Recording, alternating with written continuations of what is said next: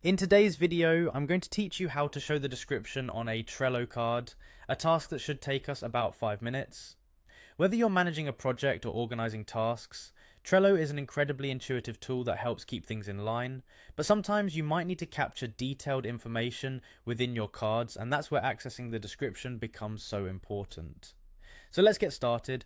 First, we'll want to go straight to the Trello homepage. You can do this by opening your browser and typing in trello.com. Trello is accessible from anywhere, be it on your desktop or mobile device, letting you manage your to-dos comfortably. Once there, you'll find an option to log in, which is usually situated at the top right corner of the page. Go ahead and click on that.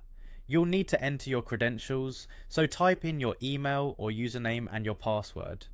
If you aren't already logged in, just follow the prompts to get access to your account. After logging in, you'll be taken to your Trello workspace. This is the main area where all your boards are organized. Navigate to the board where you want to view the card's description.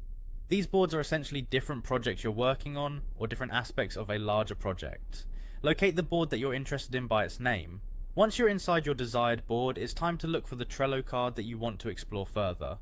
Locate the card in question and give it a click. Trello cards act as the individual tasks or items you need to tackle, and inside each card is where you store specific details, attachments, and due dates.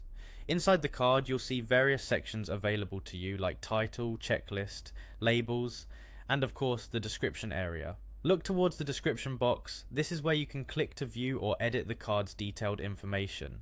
If the description area is empty, it might be worth taking a moment to add useful notes or a quick brief about what's involved in that particular task.